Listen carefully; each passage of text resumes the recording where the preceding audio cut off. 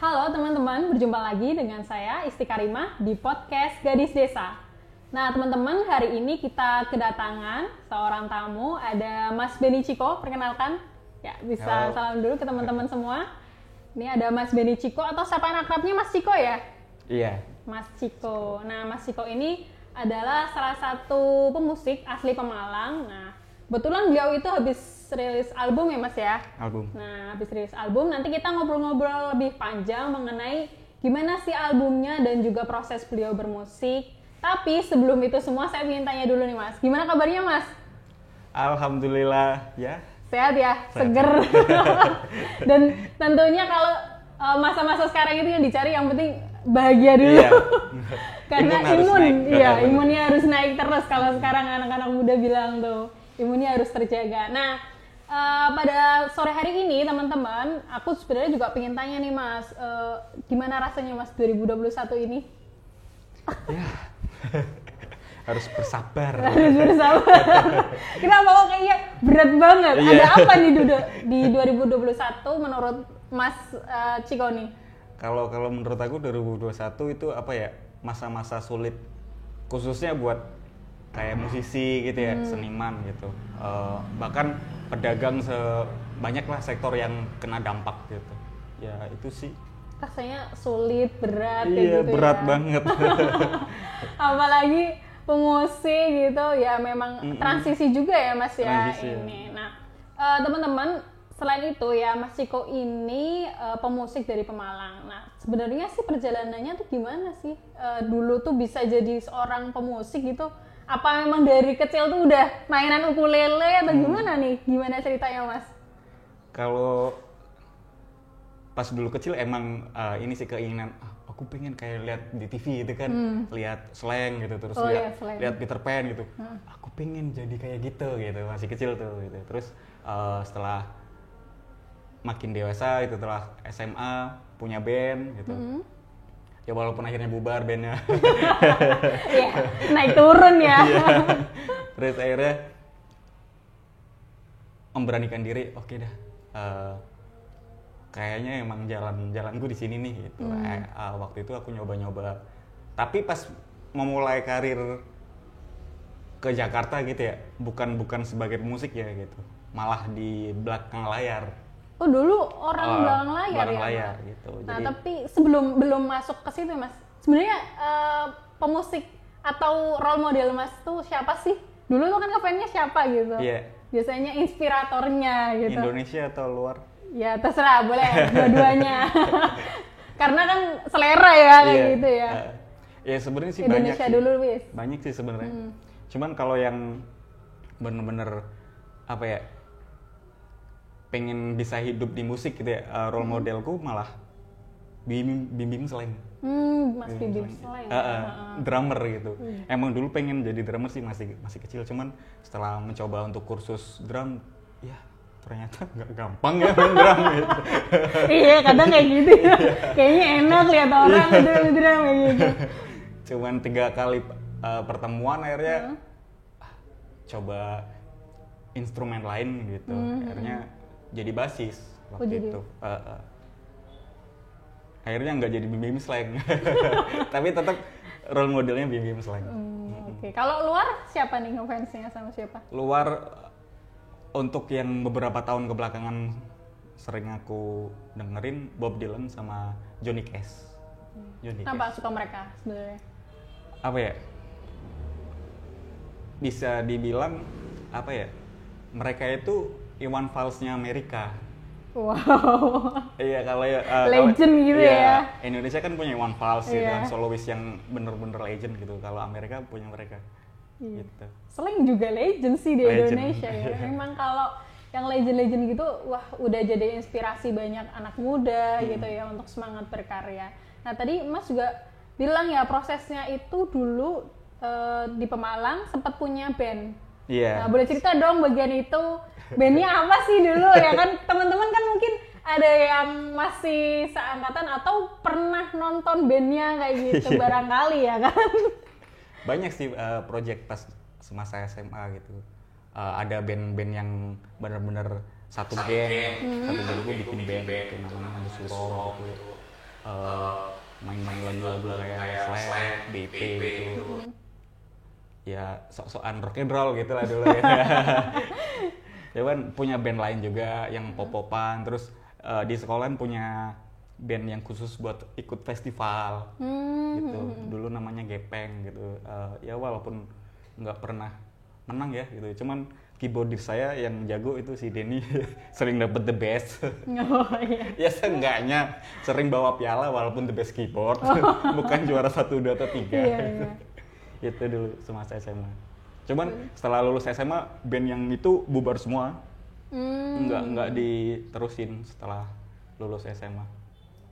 Habis itu lulus SMA terus langsung ke Jakarta gitu. Ke Jakarta. Prosesnya gimana tuh Mas? Kok bisa sampai kepikiran ke Jakarta gitu? Emang awalnya gimana tuh? Tadi kan bilang di belakang layar. Di belakang layar. Tadinya sih nggak kepikiran ke Jakarta. Tadinya setelah kayaknya aku bisa hidup di musik gitu kan. Dengan lihat musik aku bisa menghidupiku dan keluargaku kelak gitu kan. Pada masa itu aku berpikir seperti itu. Nah, setelah lulus SMA itu sebenarnya dalam rencanaku pribadi, aku pengen istilahnya libur dulu. Kan biasanya kalau lulus SMA kalau nggak kuliah kerja gitu kan. Iya, betul. Nah, cuman aku pengen libur dulu nih selama setahun. Terus ngapain itu Mas? Karena posisinya gini, aku selama masih sekolah itu aku paling muda terus di angkatan. Iya. Iya, pernah ngerasain gitu. Beda setahun sama yang istilahnya sekelas gitu kan. Bahkan satu sekolahan aku paling muda gitu, yang seangkatan gitu. Aku pengen ngerasain istilahnya, ntar kalau misalkan masuk kuliah biar seumuran gitu, maksudnya nggak beda setahun gitu. Pengennya gitu, maksudnya lulus SMA, terus nganggur dulu setahun, habis itu kuliah. Waktu itu kepikiran Jogja. Oh, di Jogja gitu? Di Jogja, maksudnya kuliah sambil bermusik gitu, kepikirannya gitu. Cuman beberapa kali ditawarin sama namanya Dodo Sinjo gitu, ngajakin gitu, bantuin bandku yuk gitu. Bandku sekarang di Jakarta gini. Cuman aku nggak mau. Kenapa? Beberapa kali aku nggak mau karena udah punya planning itu. Oh gitu. Iya. Aku bakal ke Jogja, kalau misalkan nggak ke Jogja alternatif Bandung gitu. Setelah setahun ini gitu. Ternyata setelah beberapa kali dia ngajak aku nggak mau, pas dia dari Jakarta terus balik lagi ketemu tanpa dia ngomong apa-apa gitu ya, cuman ya aku lihat dari raut wajahnya terus gerak-gerik tubuhnya gitu, kayak istilahnya kayak ada magnet gitu loh.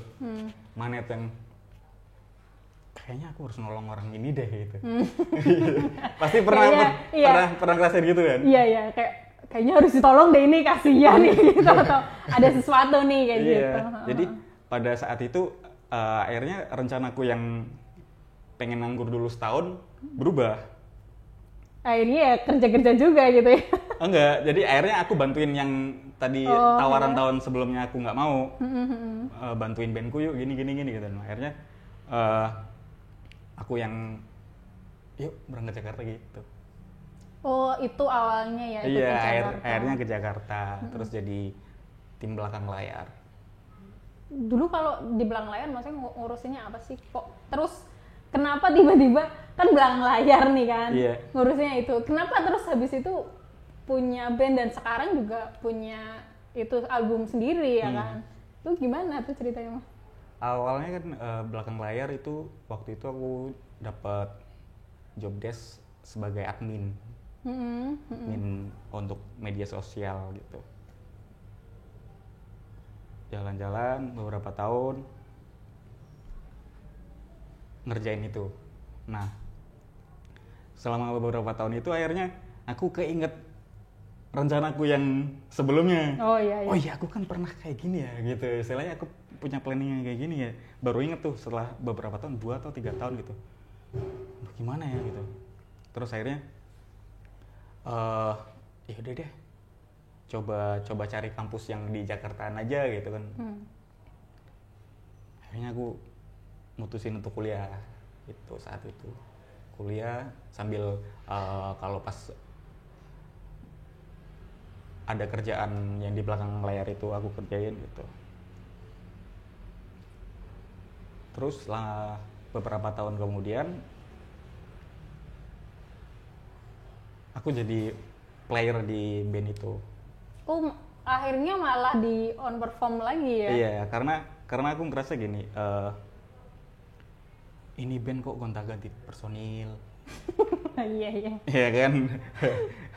Sedangkan apa ya, kayak istilahnya lihatnya itu kayak aduh gimana lagi nih gitu. Terus beberapa kali manggung gitu selalu sewa additional player waktu itu. Nah kalau misalkan manggung off air kan dapat duit ya. Istilahnya kita bayar additional masih mending gitu. Cuman kalau misalkan on air yang istilahnya nggak ada duitnya, cuman kadang dapat transport gitu untuk promonya gitu. Kerasa banget gitu sih, apalagi aku jadi bendahara kan di manajemennya gitu. Kok keluar duit mulu ya gitu, bayarin orang ini gitu. Karena apa ya, keuangan waktu itu juga kacau balau kan. Ini harus gimana nih, aku harus berbuat apa nih gitu. Nah kepikiran, oh ya kan aku bisa main bass gitu, kenapa nggak aku pelajari lagi aja gitu. Akhirnya kepikiran itu, aku belajar lagi ya, terus aku ngomong sama anak-anak, mending aku aja yang main gitu daripada bayar additional player gitu. Berarti rangkap ya Mas ya? Rangkap gimana? Ya belakang layar sama depan, atau akhirnya yang belakang dilepas? Setelah aku maju, yang lepas banget sih enggak, tetap masih monitor gitu, bantu di belakang juga gitu. Cuman setelah maju bener-bener ya udah maju gitu. Semenjak kita akhirnya jadi di depan layar. Akhirnya itu band yang apa Mas? Kan tadi Mas bilang kan berubah-ubah ya, maksudnya ganti-ganti, dulu juga sempet ada yang bubar gitu. Ya. Nah kalau yang ini yang terus akhirnya awet di Mas Ciko tuh apa sih? Band apa itu namanya? Namanya Shinjo. Iya. Band Shinjo nih teman-teman. Nah kalau akhirnya prosesnya berapa tahun tuh Mas di band Shinjo itu, dan gimana sih naik turunnya tuh? Prosesnya Shinjo sendiri berdiri kan udah lama banget gitu ya. Udah berapa tahun berarti? Nah, istilahnya Shinjo bisa masuk major label itu tahun 2018. 2018 major label yang perusahaan rekaman gitu ya. 2018 Shinjo dikontrak sama Pops Music itu sublabelnya Aquarius Music Indo itu dikontrak, terus akhirnya kita kerja di situ ngerjain beberapa single, terus ya lumayan gitu. Kalau dibilang pasang surut ya ada gitu, misalnya karena kan gini, di dunia permusikan gitu ya, kita jualannya lagu kan. Iya betul. Kalau enggak di off air gitu, kita dapat duitnya di off air. Nah masa-masa itu pas misalkan lagi nggak ada off air kan bener-bener cuman ngandelin royalti doang, hasil dari penjualan gitu kan, penjual lagunya gimana nih gitu. Pasang surutnya ada pas lagi dapat gede, kayak jackpot gitu lah. Banget ini gitu. Tapi pas lagi dapat kecil, ya segini doang mana cukup gitu kan, buat hidup ke depan gitu. Ya kayak gitu, pasang surutnya sih lebih kerasa. Nggak, istilahnya penghasilannya nggak nentu, beda sama pegawai lah gitu. Nah proses dari band Shinjo itu bermusik kayak gitu, terus sampai bisa dikontrak oleh major label kayak gitu, itu gimana tuh Mas? Kan biasanya ya mungkin kan ada single khusus yang memang bagus, atau gimana tuh ceritanya bisa sampai ke titik itu loh. Oh ya, jadi ceritanya gini, sebelum dikontrak itu aku kan side jobku, maksudnya sampinganku sebagai driver online, ojol. Nah, pas aku lagi narik di daerah mana itu yang deket Tugu Tani apa ya, Aku dapat order tujuannya ke PT Aquarius Musikindo. Oh iya. Aku ambil kan, aku samperin si customernya, terus kita bonceng jalan menuju ke Aquarius. Nah, sepanjang perjalanan aku kepo, istilahnya apa ya? Ini orang beneran nggak ke Aquarius gitu kan? Penasaran gitu kan? Aku nanya-nanya gitu, bapak kerja di Aquarius gitu? Ya kenapa gitu? Oh nggak apa-apa pak gitu. Terus nanya-nanya, ngobrol-ngobrol gitu.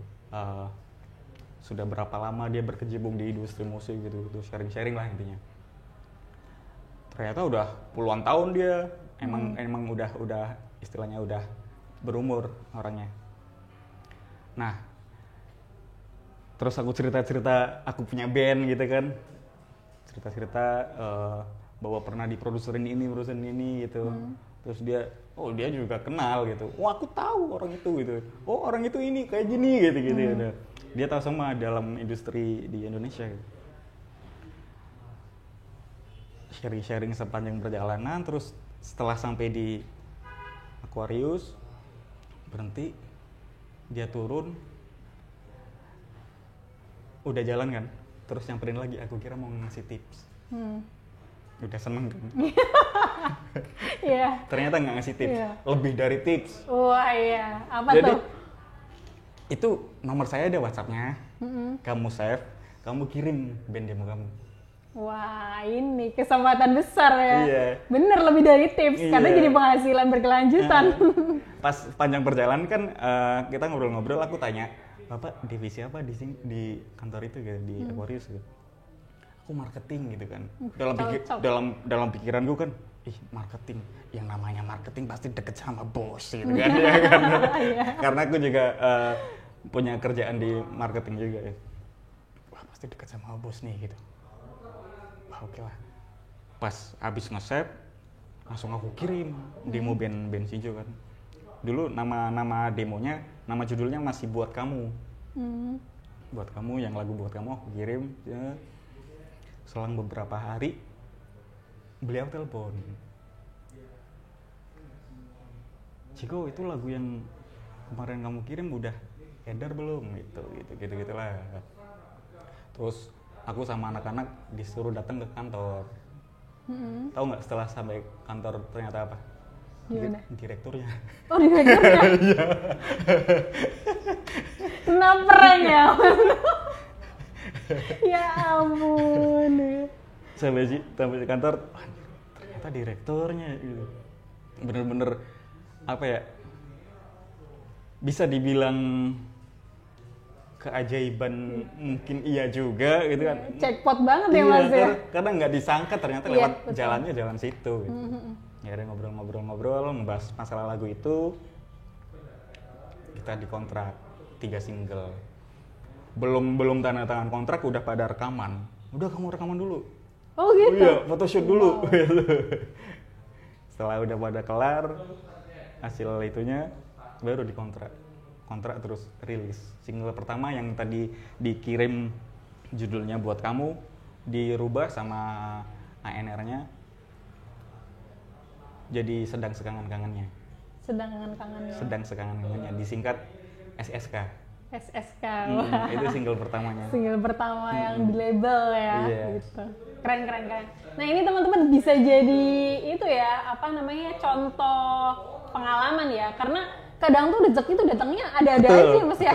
Bener. Nah ini Mas Ciko aja dari driverin ojol kayak gitu, terus nggak sengaja. Jadi kadang tuh lobby juga bisa di atas motor ya, nggak harus di tempat yang megah, warung kopi mewah, kafe kayak gitu, nggak harus. Kadang tuh memang ada aja. Makanya kita tuh enaknya kalau orang yang suka atau sering ngobrol ya kan, sering ngobrol terus ramah, suka tanya ya kan, suka tanya misal atau basa-basi sama orang lain gitu, bisa aja loh. Kadang tiba-tiba tuh dapat channel baru, ketemu misal tadi nyuci motor, tahu ada teman lain yang mungkin ternyata juga punya kerjaan yang ternyata bisa bantu karir kita nih. Nah itu jadi kuncinya di seperti itu ya, ramah, terus juga banyak ngobrol, banyak diskusi. Nah itu memperluas jaringan teman-teman gitu. Jadi jangan diremehin, ketemu siapapun dimanapun gitu. Nah itu tadi mengenai perjalanannya Mas Ciko sampai ke label. Nah sekarang yang aku tanya, kan tadi Mas Ciko udah ngerasa ini naik ya kan, jadi dari mungkin bisa dibilang musisi biasa ya kan, sampai akhirnya bisa masuk ke label major gitu kan. Berarti kan keuangan mulai naik dong ya kan, mulai naik. Terus itu 2018 ya Mas ya? 2019 kan ada pandemi nih. Gimana itu Mas rasanya dan menghadapinya sih kondisi-kondisi kayak gitu bagi pemusik? Shock sih. Shock ya? Iya, shock. Ya akhirnya jadi apa ya istilahnya, untuk aku pribadi gitu ya, terus teman-teman bandku juga mungkin punya pemikiran yang jadi pada nggak jelas. Karena maksudnya pada nggak jelas gimana Mas? Jadi gini, istilahnya orang kalau misalkan terlalu gabut, iya kan, jadi nggak jelas kan. Nah termasuknya itu gitu sebenarnya, beberapa bulan cuman gitu-gitu doang gitu kan di dalam kosan gitu, karena pemerintah menganjurkan di rumah aja gitu kan. Terus kita juga sebagai musisi itu disuruh mengkampanyekan itu juga kan, ikut serta gitu. Iya di rumah aja, cuman lama-kelamaan gabut, jadi nggak jelas gitu. Jadi tapi waktu itu sampai band Mas sendiri nih ngadepin kondisi itu tuh gimana sih? Maksudnya kan apakah ada pembaruan khusus kayak gitu, atau ada hal-hal yang mungkin dicoba kayak awalnya karena memang ada pembaruan gitu. Jadi benar-benar kita melek, karena waktu itu bener-bener semuanya serba virtual. Akhirnya kita melek, YouTube itu gini. Wah, anak-anak pada ngulik gitu. Jadi langsung pada bikin channel YouTube masing-masing gitu. Termasuk aku juga. Kalau aku udah lama sih punya channel YouTube. Cuman aku aktifin lagi gitu. Karena saking gabutnya mau ngapain lagi nih gitu. Iya kan? Betul. Jadi nganggurnya nggak sia-sia ya seenggaknya ya. Akhirnya gitu, ngupload video di YouTube. Pembaruannya paling itu, maksudnya kita melek teknologi lah gitu, yang ada kita manfaatin. Iya betul. Akhirnya memang kondisi-kondisi seperti ini juga berpengaruh ya bagi profesi apapun kayaknya sekarang juga jadinya tuh mau nggak mau tuh ke sosmed, ke berkaitan dengan internet ataupun yang lain-lain, live streaming dan lain sebagainya. Memang kita dipaksa sih ya untuk seperti itu. Mungkin dulu kayak anak band ya taunya cuman udah ngeband selesai sama serahin label udah selesai gitu. Sekarang mau nggak mau kita sendiri harus mempromosikan diri kita sendiri. Ya Mas ya kondisi-kondisi kayak gitu memang ada ya, dan mau nggak mau dihadepin gitu. Dipaksa keadaan gitu. Bisa karena terpaksa. Benar, tapi ya kadang juga ada berkahnya sih memang ya tuh. Terus sampai sekarang kalau kenapa Mas bisa akhirnya tuh ke single pribadi nih, solo kan sekarang ya Mas ya? Kenapa tuh perjalanannya tuh gimana? Setelah akhirnya aku mutusin solo, itu sebenarnya juga bingung juga awalnya, karena posisinya itu dibilang dipecat juga nggak bisa dibilang gitu kan. Cuman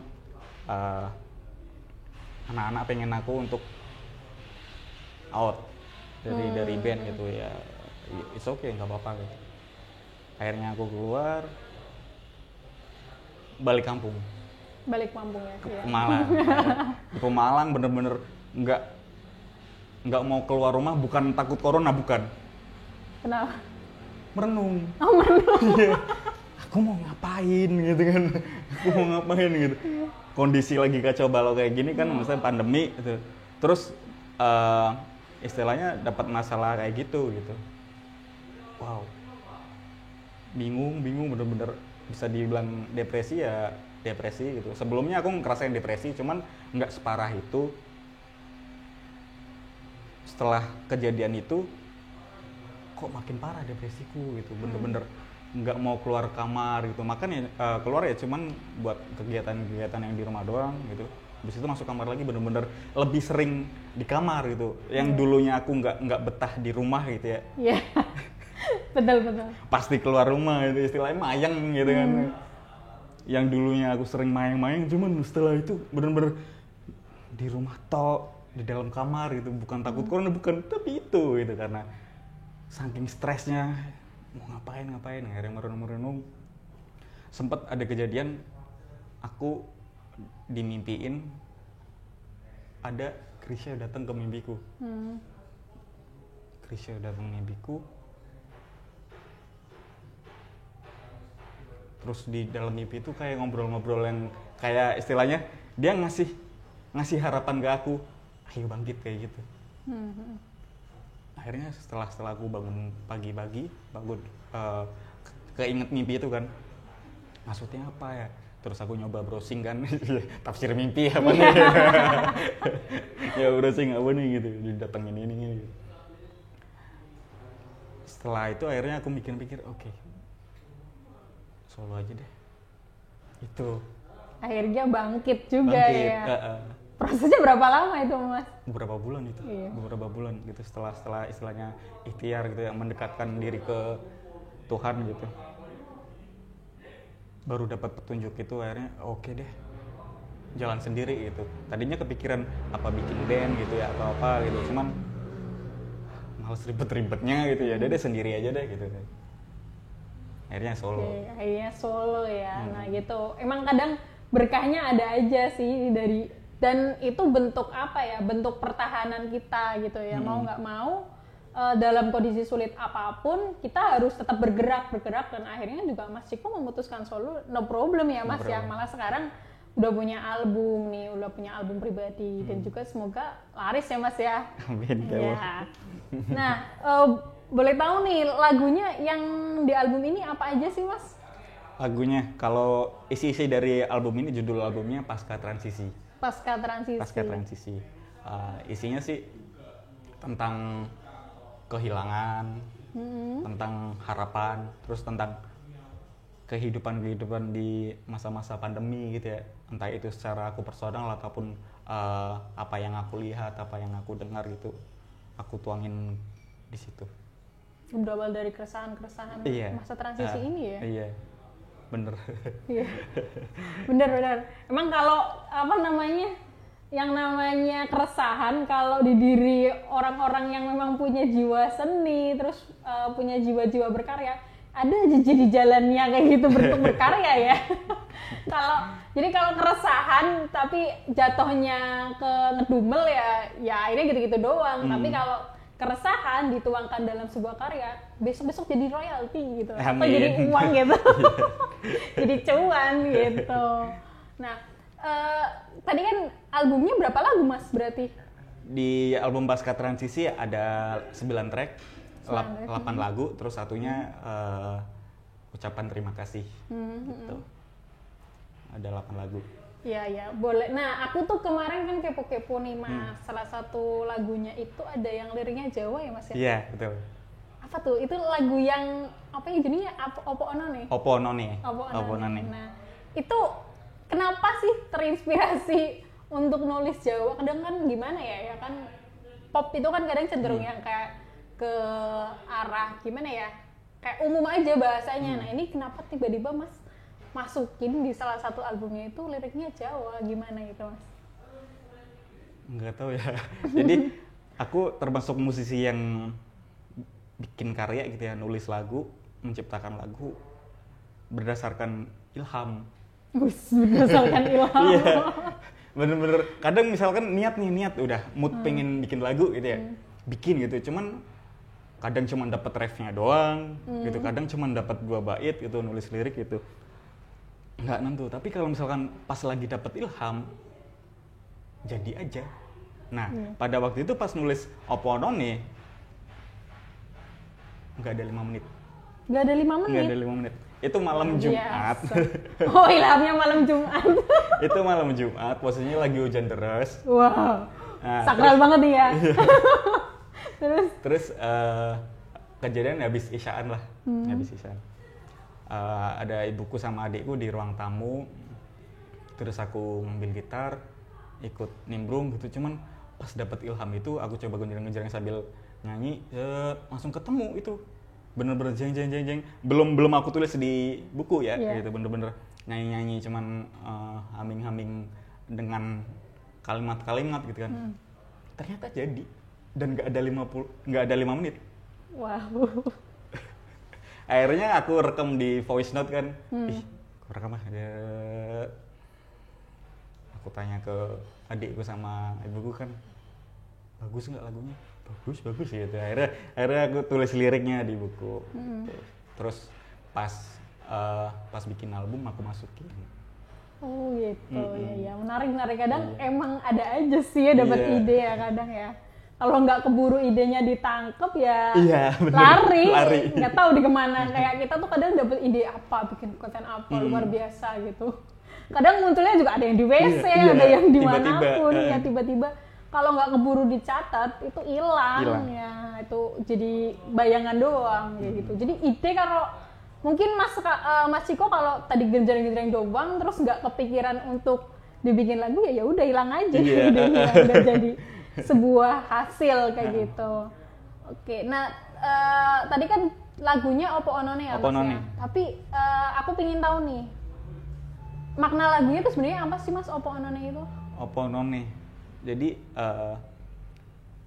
kan itu liriknya pakai bahasa Jawa nguko ya. Iya.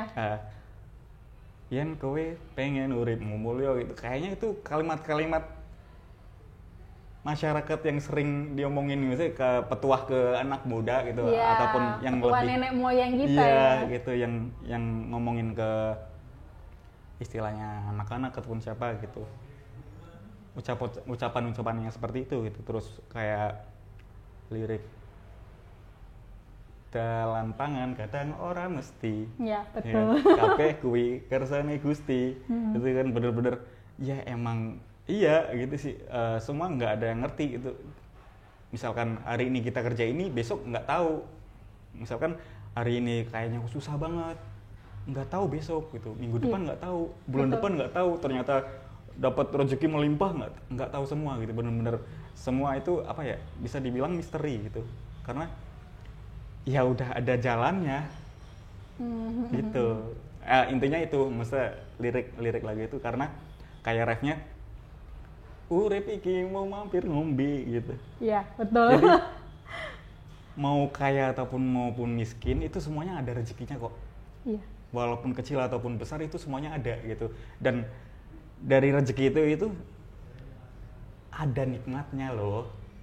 Baik besar maupun kecil gitu ya. Kalau kata temanku ada yang pernah bilang istilahnya dia waktu itu makan rambutan. Terus dia cara ngupasinnya itu beda dari orang-orang yang biasa lakukan gitu. Ini seni buka rambutan itu kayak gini. Dibukain, dicontohin ke saya. Terus dia makan, seni makannya itu kayak gini gitu. Dia bilang seni gitu. Cuman aku nangkapnya, oh gitu cara nikmatinnya gitu. Jadi kayak misalkan rezeki pun ada cara nikmatinnya gitu. Kalau misalkan dapat dikit, ya kita bisa nikmatin kok. Misalkan cuman dapat rezeki sehari segini, nggak bisa makan di restoran gitu. Kita bisa makan yang di mana gitu. Yang dengan masakan enak gitu kan. Iya betul. Iya kan betul. Tinggal kita cara nikmatinnya aja sebenarnya gitu. Benar. Inti lagunya itu. Seru sih. Nah ini mungkin biar kita tahu apa namanya kayak apa sih gitu dan juga bisa nikmatin lagunya, kita minta Mas Ciko untuk nyanyiin ya. Ya Mas, nyanyiin dulu dong lagu yang Opo Onone. Okay. Semuanya? Maksudnya dari awal sampai akhir atau boleh, sepotong aja? Boleh deh, dari awal sampai akhir boleh, karena aku juga pengen denger lagu langsung dari Mas Ciko nih. Oke.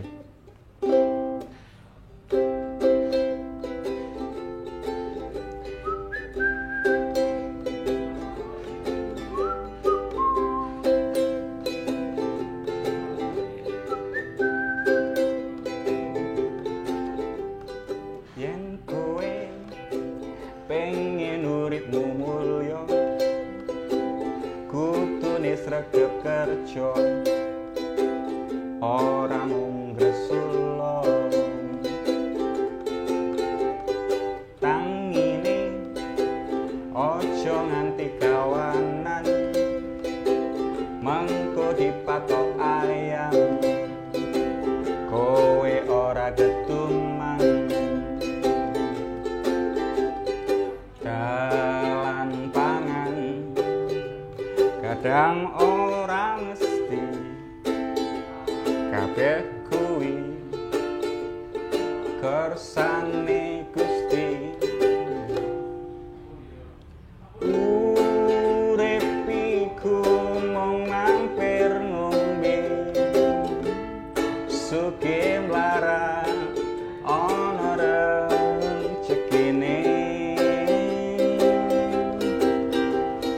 Cilik gede ana nikmate syukuri wae apa nemu.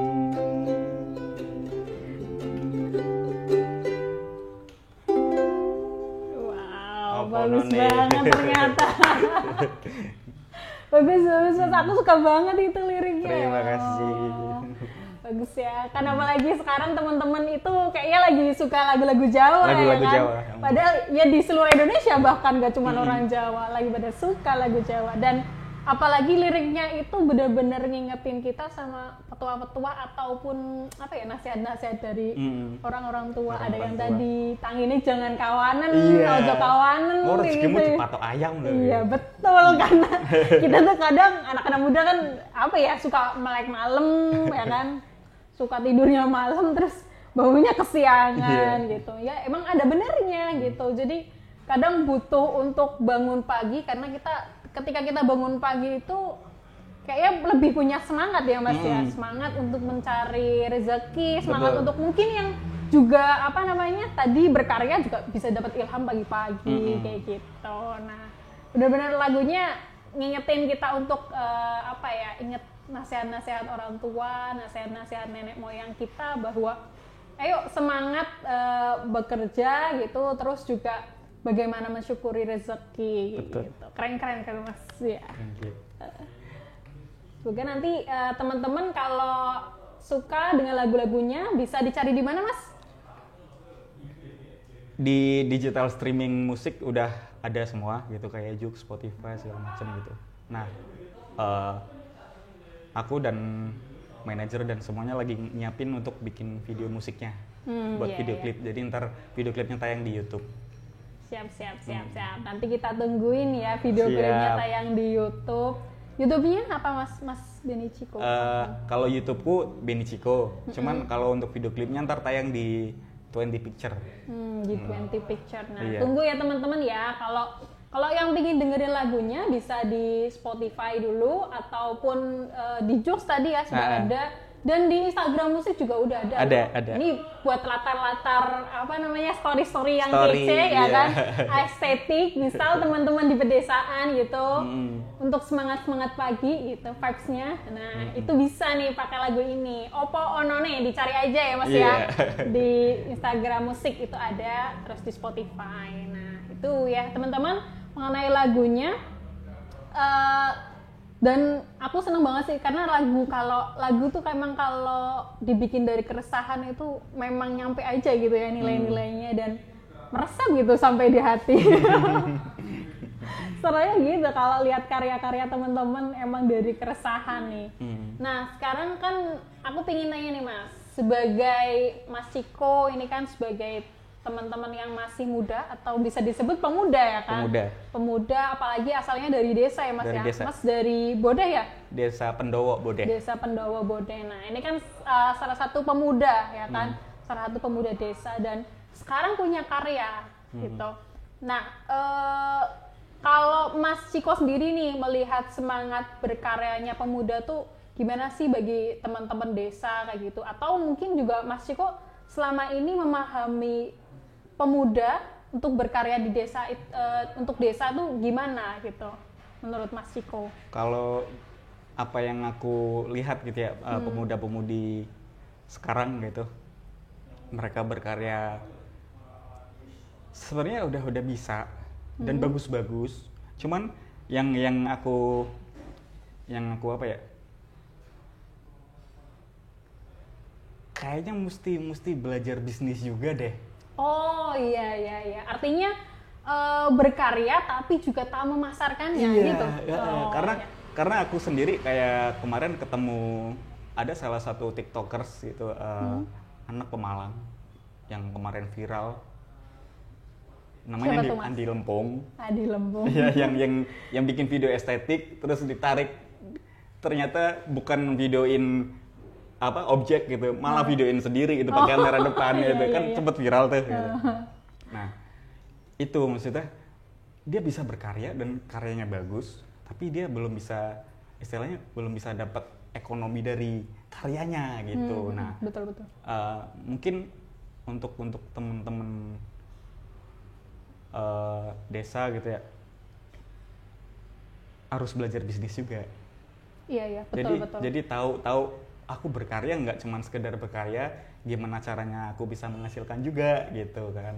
Bener sih, memang karena apa ya, yang namanya orang ya hidup ya butuh dong, namanya ekonomi gitu. Dan untuk kalau pingin apa ya, karyanya tetap bisa menghidupi kehidupannya ya, memang harus tahu itu. Nah, mungkin memang menarik sih Mas terkait itu, karena aku juga konsen dengan hal tersebut. Itu kalau aku nyebutnya personal branding Mas. Personal branding. Ya, personal branding itu sendiri. Nah, itu kan kayak apa ya, cara kita untuk memasarkan diri kita sendiri ataupun juga hasil karya kita gitu. Ya ibarat kata kalau ngomong orang jualan gitu ya, kita ibaratkan orang jualan ya. Kamu kalau nggak pernah posting atau pernah bilang bahwa kamu tuh jualan masker atau kayak gitu, ya orang nggak akan tahu gitu. Terus temenmu itu, kamu punya temen itu beli masker dan itu nggak beli di kamu atau belinya malah di orang lain, terus kamu marah-marah, orang aku jualan kok nggak dilarisin gitu. Ya siapa juga yang tahu kamu jualan kan gitu. Nah itu juga mungkin bisa jadi itu diterapkan juga di karya teman-teman atau di diri teman-teman sendiri gitu. Ya siapa juga kita kan juga kadang misal hasil karya kita dipasarkan ataupun kerjaan juga kadang kayak gitu Mas. Misal kita kan bisa nih jalurnya kayak lewat teman kayak gitu. Misalkan siapa juga yang tahu keahlianmu itu desain kayak gitu. Kalau kamu nggak pernah nunjukin, nggak ngomong kayak gitu. Nah, personal branding tuh seperti itu teman-teman, kayak ngenalin produk teman-teman sendiri. Nah, Mas Ciko juga ngelakuin ya Mas ya. Iya, Mas kayak contohnya pas aku jadi driver ojol, itu kan secara nggak langsung aku ngenalin. Iya betul. Aku punya band loh Pak, gini. Iya, betul. Cuman aku menggunakan cara soft selling. Aku jualan ke bapak itu, cuman jualannya halus gitu. Kan ada tuh, maksudnya ilmu marketing ada soft selling, hard selling gitu kan. Nah, aku pas waktu itu ngenalin bandku ke si bapak itu lewat soft selling. Iya betul, memang pakai cara-cara seperti itu. Ya mungkin kalau zaman sekarang kan ada sosmed ya Mas ya. Ada sosmed nih zaman sekarang. Jadi teman-teman itu sebenarnya bisa lebih mudah memasarkan diri masing-masing ataupun karya masing-masing. Mas Ciko juga memasarkan hasil karyanya juga di Instagram, di sosmednya. Saya sendiri juga memasarkan hasil karya saya di Instagram, di sosmed saya. Nah, itu juga bisa dicontoh oleh teman-teman, dan sebenarnya nggak terbatas di hanya karya-karya kayak kita, tapi juga sebenarnya misalkan teman-teman kalau misalnya kerja ya kan, kerja itu juga bisa, misal kerjaan sebagai manajer. Nah, personal brandingnya gimana dong manajer kayak gitu. Nah, itu mungkin juga bisa bercerita mengenai keseharian menjadi manajer itu gimana sih, terus tipsnya, ataupun juga ada nih yang misalkan jadi apa nih, karyawan biasa ataupun ya ampun bahkan OB aja bisa ya Mas ya. Bisa. OB aja bisa loh mempersonal brandingkan dirinya sebagai OB, asalkan dia memang percaya diri ya.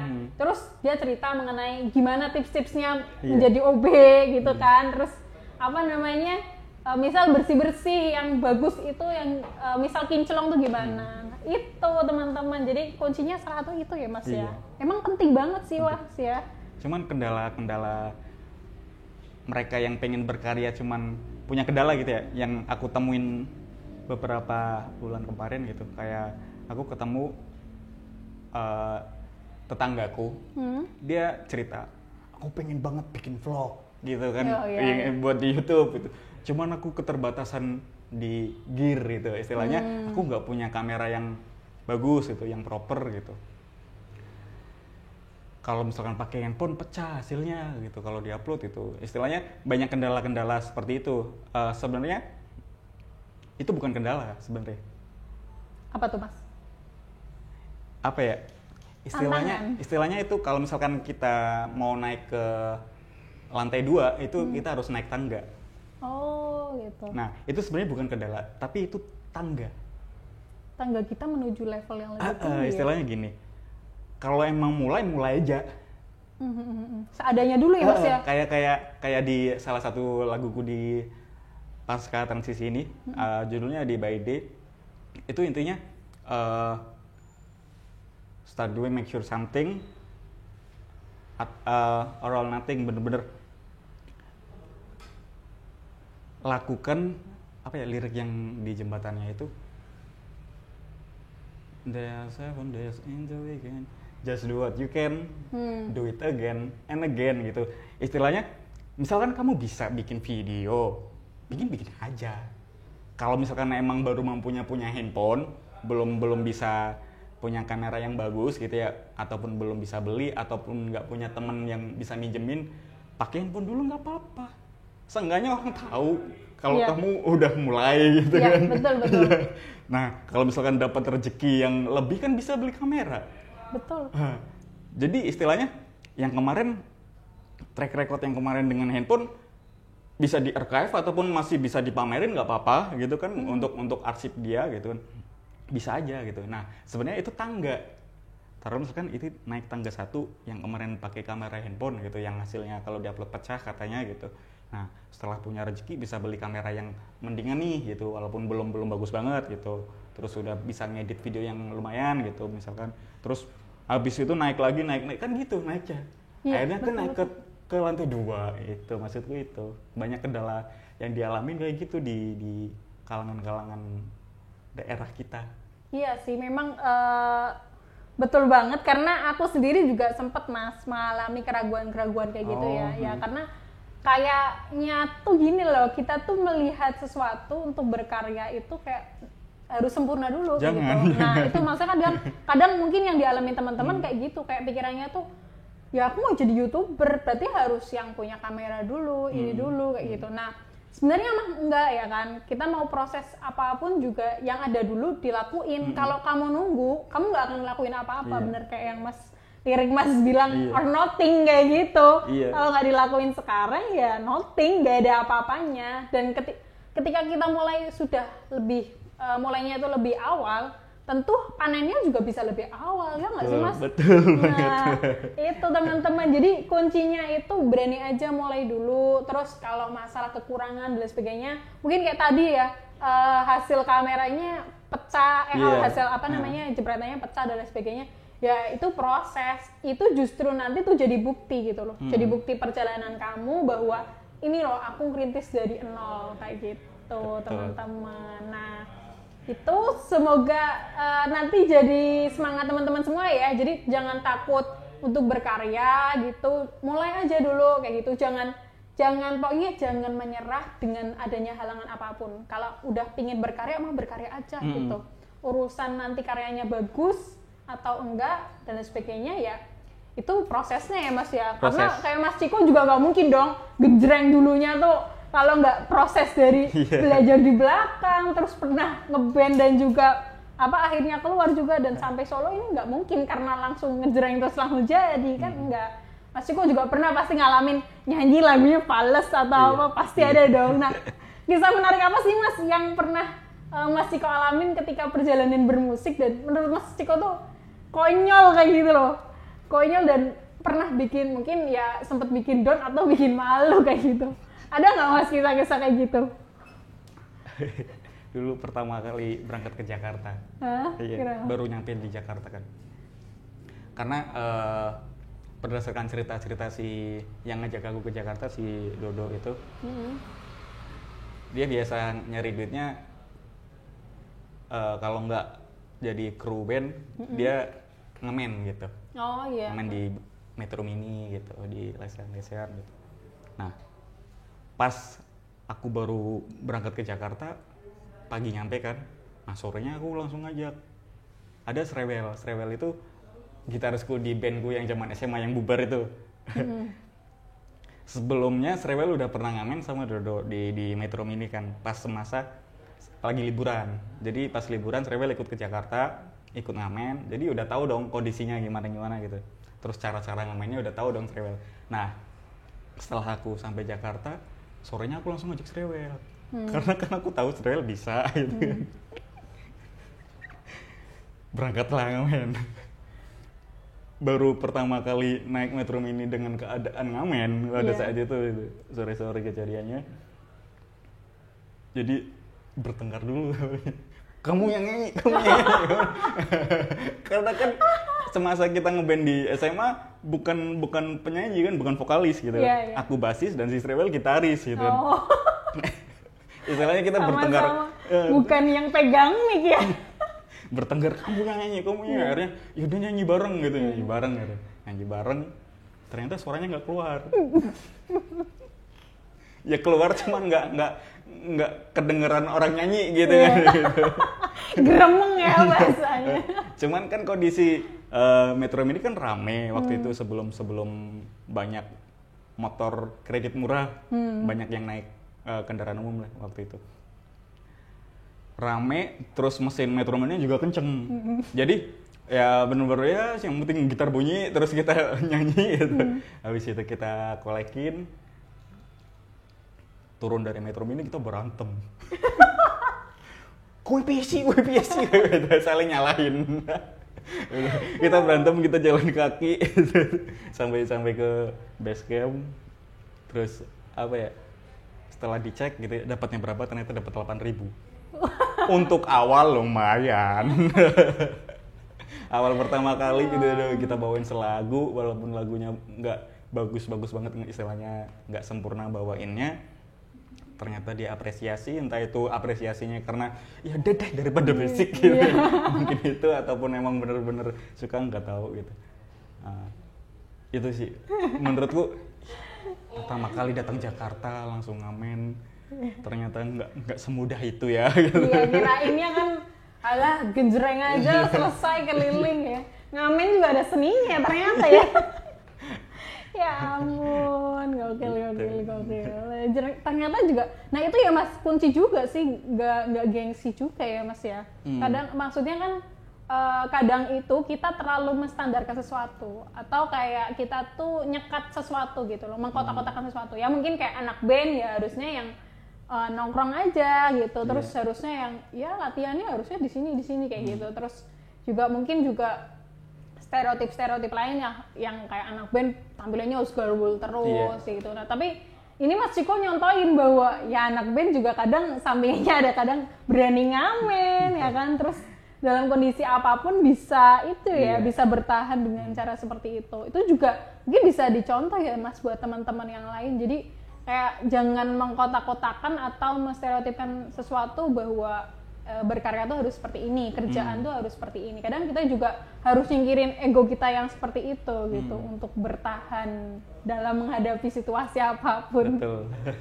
Seru. Jadi jangan diremehkan juga ya yang ngamen-ngamen gitu. Barangkali ada anak band kayak Mas Ciko ternyata mereka. Enggak, sekarang udah enggak ngamen. Sekarang namanya pindah. Namanya di panggung-panggung. Iya, kalau dulu receh, sekarang cuannya udah ganti ya kan. Transferan. Oke, Mas Ciko, makasih banyak nih. Tadi udah cerita-cerita mengenai bagaimana proses bermusiknya. Tadi juga sudah ada pandangan-pandangan mengenai bagaimana sih teman-teman pemuda, terutama anak-anak desa untuk berkarya gitu. Semangatnya luar biasa loh nih Mas Ciko ini. Dan juga saya lihat positif vibes-nya tinggi gitu. Jadi nggak mudah menyerah dan lain sebagainya, akhirnya bisa sampai ke titik ini. Nah ini juga semoga bisa jadi inspirasi teman-teman semua ya untuk terus semangat berkarya. Nah mungkin itu dari kita, dari saya, Isti dan juga Mas Ciko. Semoga bermanfaat untuk teman-teman semua. Semoga sehat selalu dan sampai jumpa.